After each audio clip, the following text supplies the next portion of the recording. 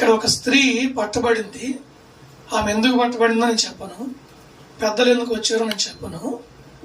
వారు శిక్ష విధించమని చెప్పారంట యేసు ప్రభుకి.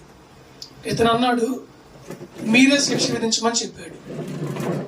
వాళ్ళు శిక్ష విధించాలనుకున్నప్పుడు వారి చేతుల్లో రాయి ఒకరి వెంట ఒకరు వదిలిపెట్టి ఆ స్త్రీ మీద రాయి వేయకుండా వెళ్ళిపోయారంట.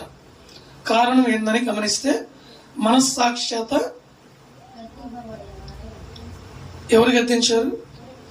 యేసు ప్రభు గద్దించలా, దేవుడు అసలు గద్దించలా, అక్కడున్న పెద్దలు గద్దించలా. వారి మనస్సాక్షి వారిని గద్దించింది. వారి చేతిలో రాయి విడిచిపెట్టి ఒకరి వెంట ఒకరు, పెద్దలు తర్వాత పిల్లలు, పెద్దలు మొదలుకొని పిల్లలు కూడా మనస్సాక్షి గద్దించి వెళ్ళిపోయారు.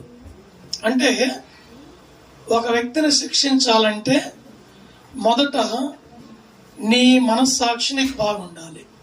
ఎలా ఉండాలి అంటే, నేను తప్పు చేయలేదు, నేను నీతిమంతురాలని, వాక్యానుసారంగా బ్రతుకుతున్నానని చెప్పి నీ మనసు నీకు చెప్పాలి.